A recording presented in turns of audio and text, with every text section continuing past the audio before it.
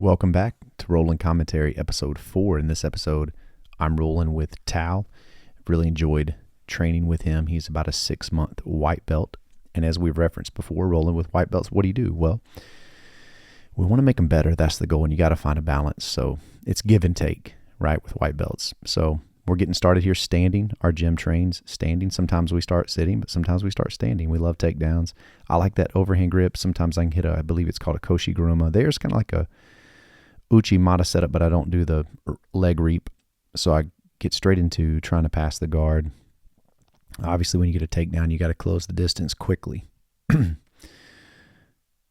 Tal's done a good job of learning to frame and kind of figuring some things out. And that's what's fun when you start to see the white belts you're training with. You see them progressing. You see them connecting the dots.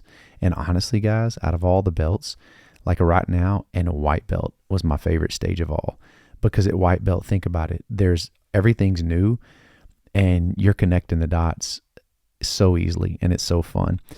Right here, I'm able to spin around, and I'm keeping pressure on that top shoulder so he can't turn back into me. You might not can see it, but I'm keeping pressure on that shoulder so that he cannot get in there. Hint at a gift wrap so that I can take his back. That's a good back tape, both gi and no gi. I like this, and you want to put your bottom foot on the top. That really keeps control here. So now I'm going to slowly work a rear naked choke. And again, when I work with submissions, not just white belt, any belt, it's slow and steady, right?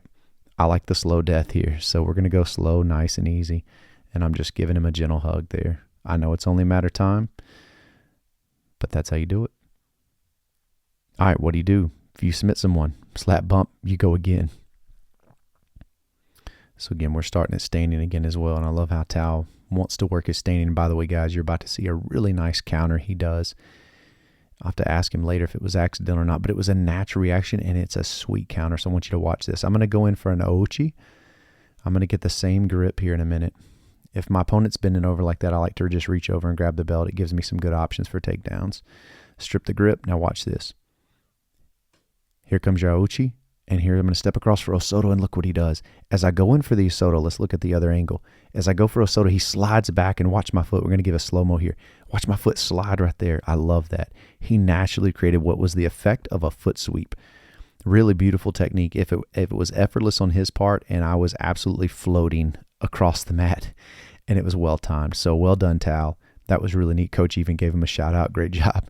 Because it was beautifully timed. And when it comes to takedown, guys, timing is so crucial. You can do the right move at the wrong time. It doesn't work. We've talked about that in some of our principles, and timing is one of those principles. So he's going to take my back, get his hook set, and now he's going to start attacking a choke. And guys, working with anyone, but certainly your lower ranks, is a good chance for you to work escapes, right?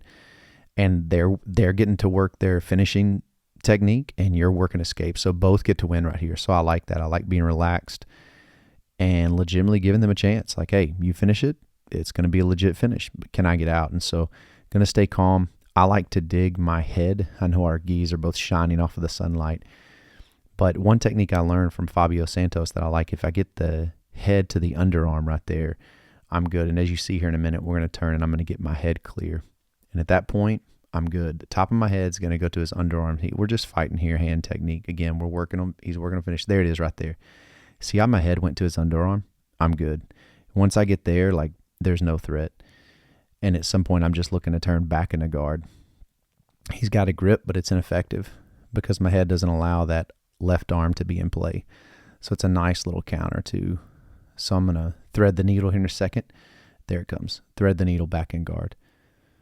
Again, different styles of passing the guard. I like to stand and pass. So that's just my preferred techniques. Get out of the sunlight here. Again, I'm going to look at this grip. I like the leg and the arm, and they actually can't stand up. You see that? There's a whole lot of control, guys. Try that. If you can get the pant grip and the arm grip, what you're going to notice is a lot of control. I'm going to slip over to mount right here. Look, windshield wiper. Keep your toes pinned up under their legs because he's trying to scoop his left leg under. If you keep that toe pinned to the top of your foot, pinned to the mat, makes it really difficult for them to do. You'll have a lot more success.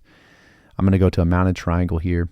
Again, just kind of playing. I'm trying to put pressure on him, trying to see how he's going to respond. Thinking belly down armbar, but as you notice, he did a good job bucking was really impressed with that. And so again, it created some good tension for me. No sense in me trying to hang on to it. A few seconds left here. I'm getting ready to try to stand up, and he was doing his stuff, and there it is. I joked with him, saying, man, that went fast. It's a fast round. But a lot of fun. Look, I love training with all belts, and certainly white belts. And look, no matter what belt you are, be willing to roll with everyone. And be willing when you roll with white belts. The goal is to make them better. It doesn't mean you just let them try to do everything to you. There's times that you put it on them. There's times you submit them. There's times that you let them work. There's a good balance, and it's a good give and take. So find that balance. And until next time, guys, train on.